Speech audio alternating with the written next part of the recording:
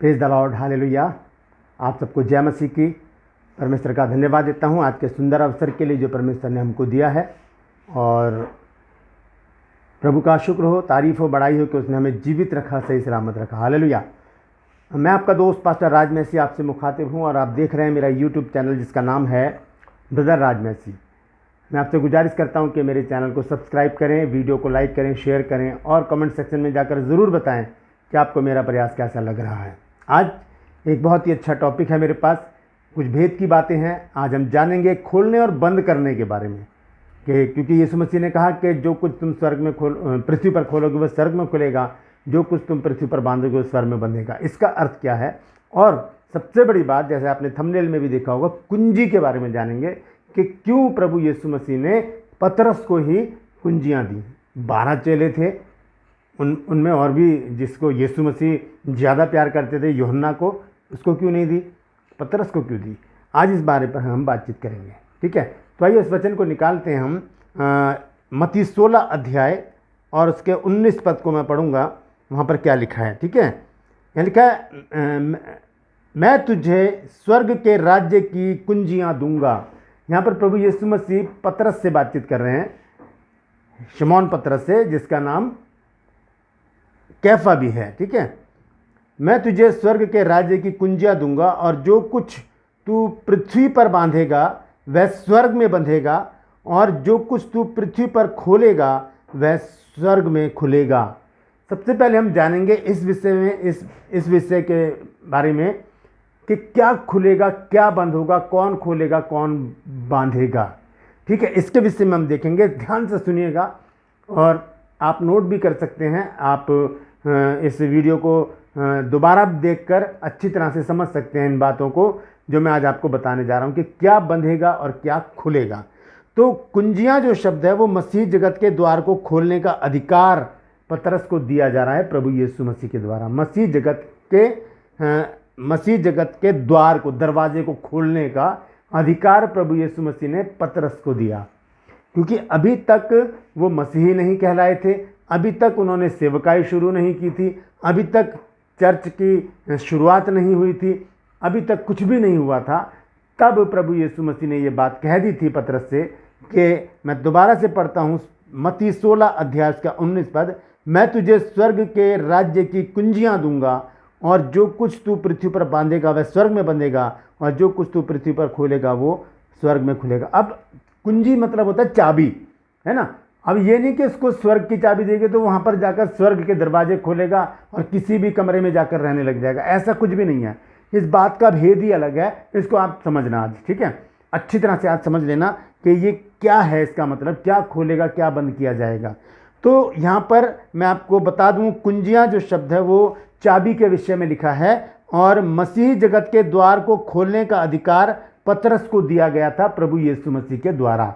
यह अधिकार प्रभु यीशु मसीह ने पतरस को दिया कि मैं तुझे स्वर्ग के राज्य की कुंजियाँ देता हूँ, चाबियाँ दी हैं। ये अधिकार नहीं दिया कि जाकर तू ही खोलेगा, ऐसा नहीं लिखा है यहाँ पर। यहाँ पर लिखा है कि जो कुछ तू पृथ्वी पर बांधेगा वो स्वर्ग में बंधेगा, ये लिखा है। और आगे लिखा है, और जो कुछ तू पृथ्वी पर खोलेगा वो स्वर्ग में खुलेगा। ये नहीं कि वो स्वर्ग की कुंजियाँ दे दी तो वो स्वर्ग में जाकर खोल रहा है सब चीज़ें, ऐसा कुछ भी नहीं है। यहाँ पर जो वो पृथ्वी पर खोलेगा उस कुंजी से, इसको समझने की बात है ना। ध्यान से समझिएगा कि क्या बात है वो। तो हम देखते हैं कि जिसने इस अधिकार का उपयोग, पतरस ने कहाँ किया है इसका उपयोग? यहूदियों के लिए पिन्तेकुस्त के दिन किया, और अन्य जातियों के लिए कुरनेलियुस के घर में किया। कुरनेलियुस कौन था? अन्य जाति का था। वहाँ पर उसने जाकर शुरुआत की थी, वचन की प्रचार किया। कुरनेलियुस को उसने बपतिस्मा दिया, और वहाँ पर कहा उसने कि अब मैं जान गया हूँ, मैं निश्चय जान गया हूँ कि परमेश्वर किसी का पक्ष नहीं करता। हर एक जाति में जो उससे डरता है और उसका नाम लेता है वो उसको भाता है, परमेश्वर को। वो यहाँ से शुरुआत होती है अन्य जाति की। वो खोल देता है दरवाजे अन्य जातियों के लिए। ये चाबी, ये अधिकार परमेश्वर ने पतरस को दिया था। उसने वहाँ से अन्य जातियों के लिए दरवाजे खोल दिए कुरनेलियुस के द्वारा। उससे पहले कोई भी ऐसा केस नहीं है कि हम जाने बाइबल में कि अन्य जातियों को किसी चेले ने प्रचार किया हो। यहाँ पर हम देख रहे हैं कि किसी ने भी प्रचार नहीं किया अन्य जाति को। यहाँ पर पतरस को पवित्र आत्मा के द्वारा बुलाया गया याफा से, जहाँ पर वो एक चमड़ा का काम करने वाले के घर में था, वहाँ से बुलवाया गया। कुरनेलियुस के अंदर बहुत सारी विशेषताएं थीं। वो भक्त था, सारे घराने समेत परमेश्वर से डरता था, यहूदियों को बहुत दान देता था, निरंतर प्रार्थना करता था, निरंतर। ये इसके अंदर बहुत सारी विशेषताएं थी, 4 विशेषताएं थी उसके अंदर, और ये चीज़ परमेश्वर को भा गई। कुरनेलियुस के विषय में हम पढ़ सकते हैं प्रेरितों के काम 10 अध्याय में। वहाँ पर 3 आयत में लिखा है कि फिर एक क्या हुआ, दोपहर के समय तीसरे पहर एक स्वर्गदूत आकर कुरनेलियुस से कहता है कि तेरी प्रार्थना और तेरे दान स्मरण के लिए परमेश्वर के पास पहुँचे हैं। अब जाकर क्या कर, तू पतरस को बुला ले, जो कहाँ पर है। पूरा एड्रेस बताया है, पूरा एड्रेस बताया है स्वर्गदूत ने कुरनेलियुस को कि पतरस कहाँ पर मिलेगा। आइए उस एड्रेस को देखते हैं जल्दी से, ठीक है। मैं निकाल रहा हूँ प्रेरितों के काम 10 अध्याय, जो एड्रेस, पूरा का पूरा एड्रेस, पता उसको बताया है कि वो कहाँ पर मिलेगा।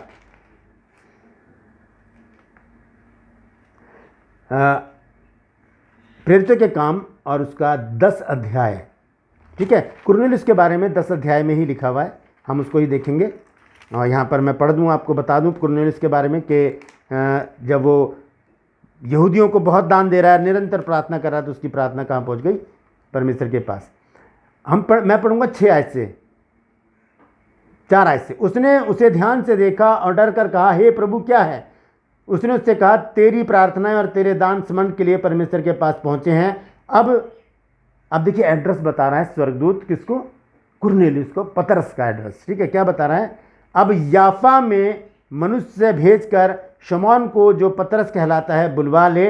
वह शमौन चमड़े का धंधा करने वाले के यहाँ अतिथि है, उसका घर समुद्र के किनारे है। अब एड्रेस देखिए क्या है, पतरस केयर ऑफ शमौन, चमड़े का धंधा करने वाला, और जगह कहाँ पर है, घर कहाँ पर है, समुद्र के किनारे। पूरा एड्रेस बताया है।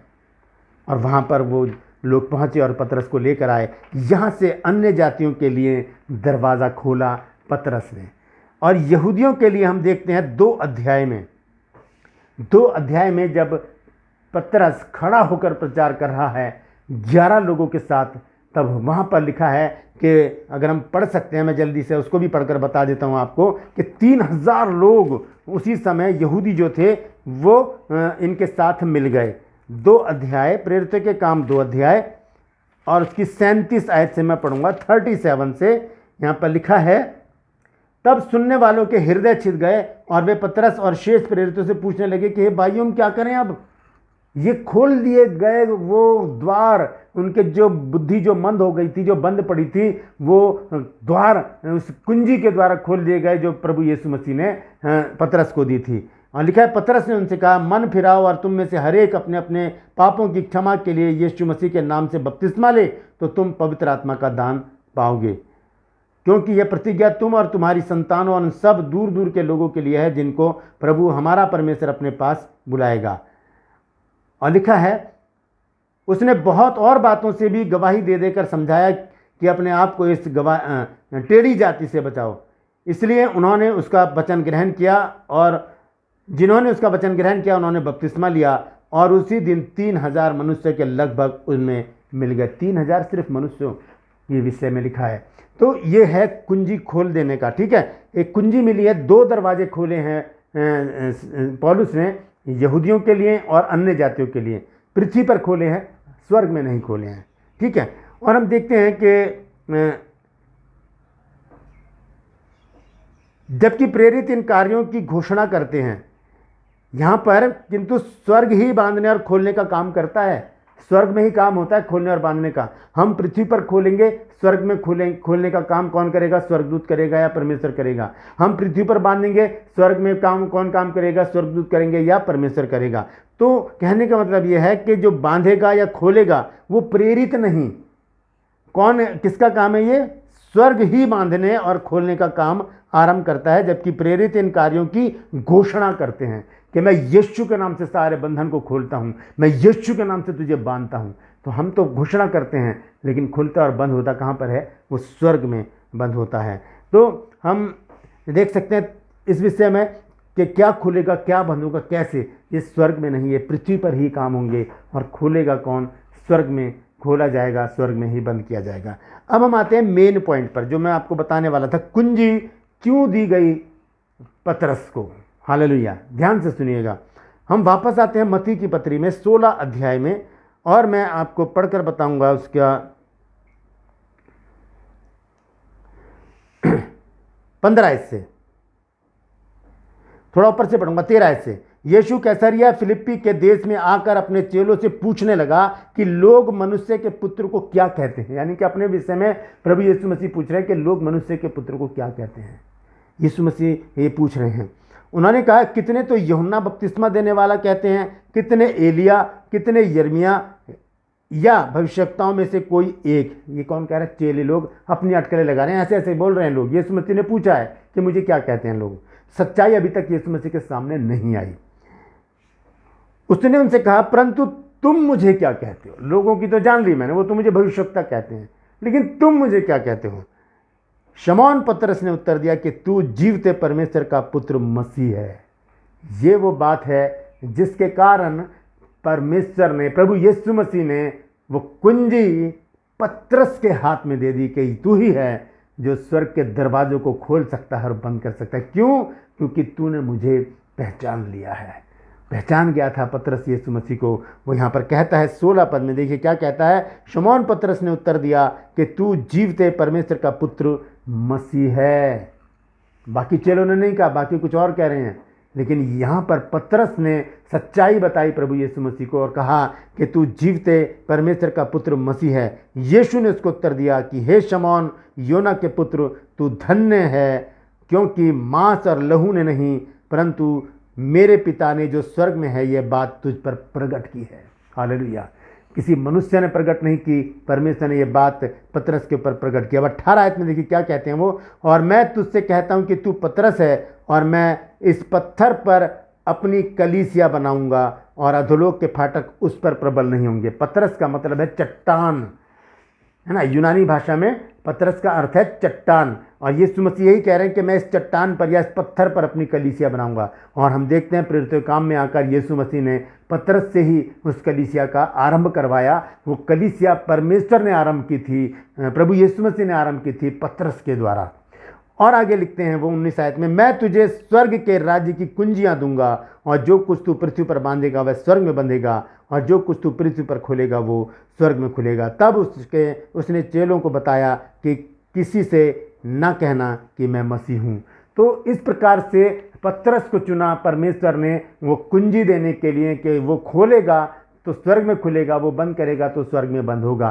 क्यों? क्योंकि वो पहचान गया था कि प्रभु यीशु मसीह ही परमेश्वर का पुत्र है। हालेलुया। ऐसी और भी बहुत सारी बातें हैं। एक विषय है मेरे पास दुपट्टे के बारे में। अगर आप चाहते हैं कि मैं उसका एक वीडियो बनाऊं तो अभी कमेंट सेक्शन में आप लिखिए, मुझे बताइए। अगर आप चाहते हैं कि उस विषय पर मैं कुछ बताऊं, कुछ उस पर टिप्पणी करूं, क्योंकि बहुत से सो कॉल्ड पास्टर हैं जो यूट्यूब पर आकर कुछ गलत सलत शिक्षाएं दे रहे हैं। मैं नाम नहीं लूँगा उनका, दुपट्टे के बारे में, तो वो गहराई की बातें हैं, वो मैं आपके साथ शेयर करना चाहता हूँ। अगर आप चाहते हैं तो आप कमेंट सेक्शन में जाइए, मुझे बताइए। अगर आप चाहते हैं कि दुपट्टे के बारे में बताया जाए, वो उड़ना चाहिए या नहीं, तो मुझे ज़रूर कमेंट्स कीजिए। आज के लिए बस इतना ही। धन्यवाद देता हूँ कि आपने पूरा वीडियो देखा है। इस वीडियो को शेयर कीजिए और लाइक कीजिए।